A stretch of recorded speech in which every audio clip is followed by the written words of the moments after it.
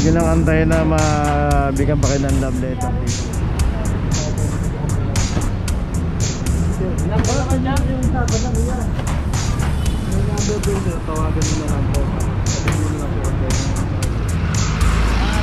Tawagan ko lang si Ana. Para itawag ka kagad sir. Okay, natawagan na lang daw si Ana. Makakakayarin ko lang din eh. Session na lang po ano. Hindi ko pa alam ang patanggal. Kaya pwede naman. Kasi pupunta rin namin ng ano. Samahan kasi. Yan, nagkakabit lang po. Hindi kaya nga eh. Alam ko yung tapo sa... Hindi kaya nga siya.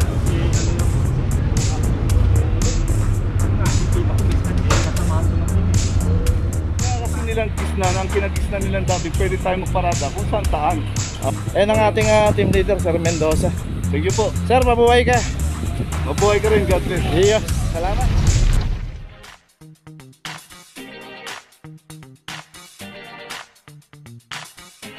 Papa Joe TV.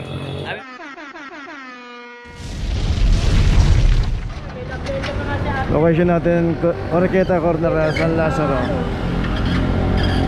Dear boss, sabihin nyo sa sasakyan nyo para labasin nyo yung sasakyan nyo para magpatikit dahil baka mahuli lang kayo dito. Ay, walang ano siya eh. Walang ticket. Camera 2413.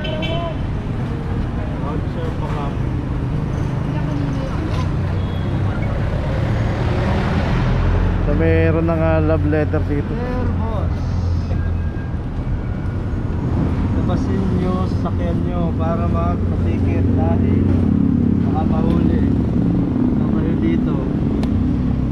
So wag yun lang antayin na mabigyan pa kayo ng love letter dito dahil unang-una nakaharap kayo sa establishment. Pangalawa, hindi pa kayo nagpatiket dito dahil sa kahabaan ng Oroqueta, pay parking po yan. Magpatiket po tayo. Okay, tuloy na po tayo. Okay, location natin Dapitan Corner Maceda. Dito may isang Mirage ang nakwam dito, tulang driver, kantong-kanto yung pagkakaparada nito.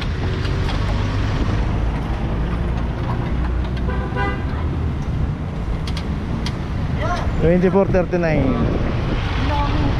Ayaw pa dito level sir. Ayaw pa natin po sir. Ayun, so kantong-kanto kasi parada ni sir dito. Ayun pa, inarangan pa dito yung bagya yung daanan ng PWD.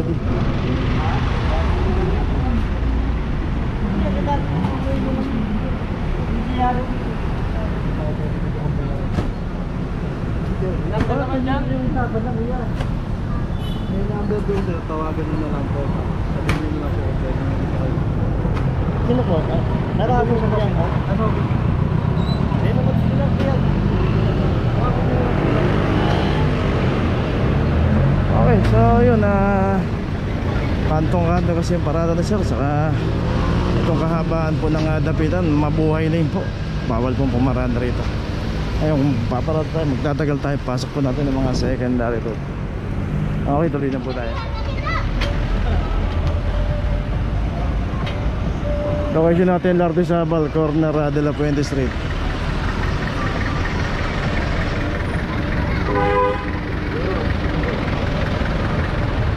Dito isang Hyundai Getz.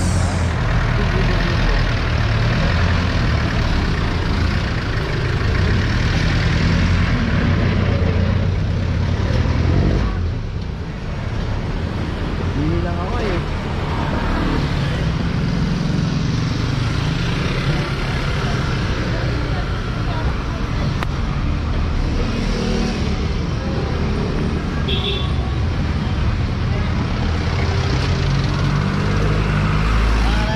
Tawagan ko lang si Ana. Para itawag ka kagad sir. Okay, tatawagan na lang daw si Ana. Si Ana ang tatawagan niya. Okay, tuloy na tayo. Location natin De La Puente Street Corner, Arevalo Street. Dito naman isang Ford Everest. Ang inabutan dito at walang driver. So So dito random naman po yung operation pagka inabutan po at walang driver. Merong isang sasakyan dito na high ace, meron driver, may naantay.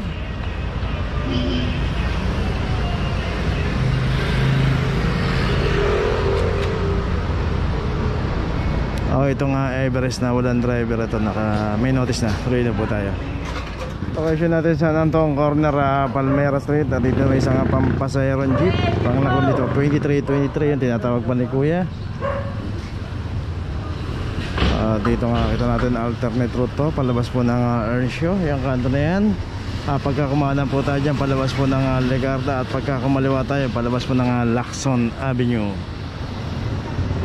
Sa kabila naman po, yun po, punta ng Gastambide Street.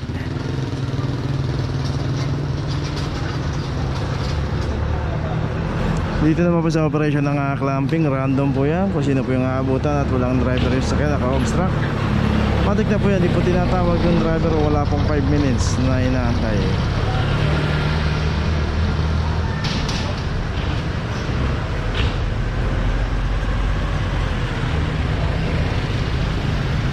Okay, may notice na, wala pong wiper kaya pinasok na doon sa loob. Tuloy na po tayo. Okay, dito pa rin tayo Maseda, corner España Boulevard. Yung katatapos natin maklam isang Ford EcoSport doon. Dito naman yung isang driving school. Ito nakaparada naman. Pagkakaparada ito kasi nakita natin nakaharang na dito sa daanan ng tao. So may mga motor din dito na nakaharang na hindi na naitabi. So kasama rin sa naklam to 2443 yun na dapat iayos po muna natin yung pagparada.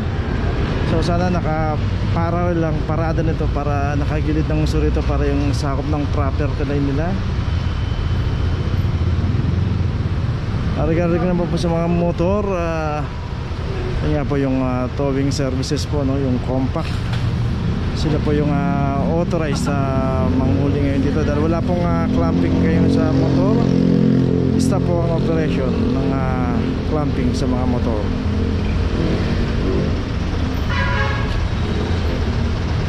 Okay, may notice ito isang driving school. Tuloy na po tayo. Location natin sa Siego, corner Silencio Street. At dito yung isang Honda. Ito wala rin driver. Isang Honda City.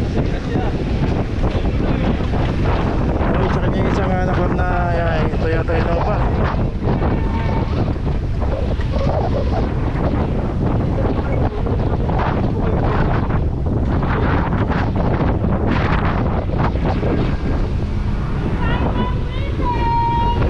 So, yun nga, si Sir nakikiusap dito.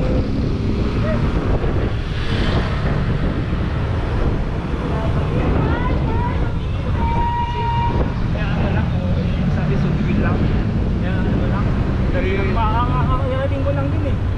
Settle na lang po sa Manila City. Hindi ko pa alam ang patanggal.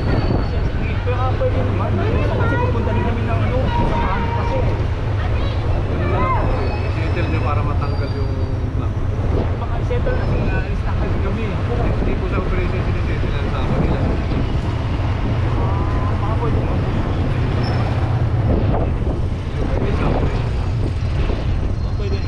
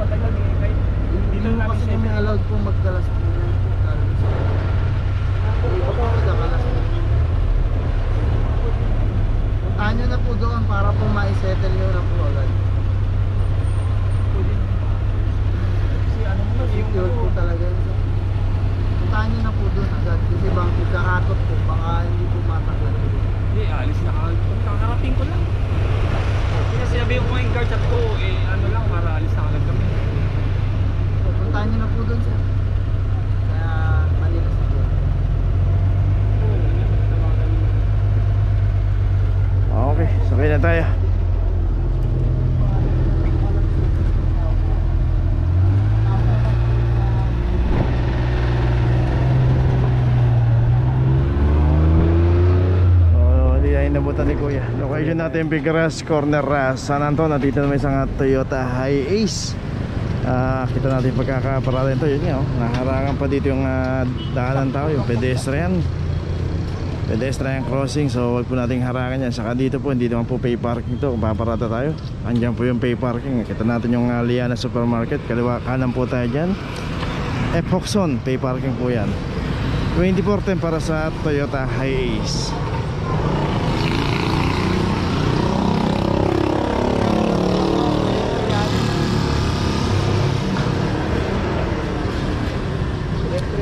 Wag po tayo mag-iiwan basta-basta ng mga sasakyan, lalo na kung hindi naman pay parking o kaya nakita natin walang nakaparada, magtanong po tayo kung di po natin kabisado yung lugar. Okay, may notice itong Hiace na nakaharang pa dito sa tabiran ng tao. Tuloy na po tayo. Location natin De La Fuente Street, corner Maria Clara. Dito sa Abansa naman ng naklam dito, naklam number 2324. Dito random naman po yung operation kung sino yung aabutan. Matik na po yan. Huwag po nating iwan yung ating mga sasakyan sa mga mabuhay lane.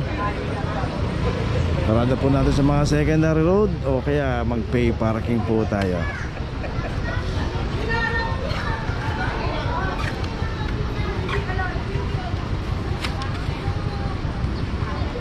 Okay, ito may notice na, tuloy na po tayo. Okay, nandito na ngayon tayo sa opisina ng clamping sa impounding dito sa Central. Dito na po nagtatapos ang ating vlog. Maraming salamat po sa mga subscriber, sa mga viewers, sa mga napadaan po sa ating channel. Maraming salamat po sa mga suporta nyo. Sa mga hindi pa po nakakapag-subscribe, subscribe na po tayo mga kabayan. Maraming salamat po. Mabuhay!